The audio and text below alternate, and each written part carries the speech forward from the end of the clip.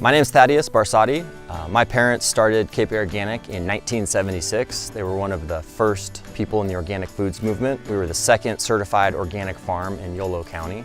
It's really important that you have buyers who are ready to take what you have when it's ready to be sold. And so we rely heavily on relationships with people who are serious about supporting the local food system.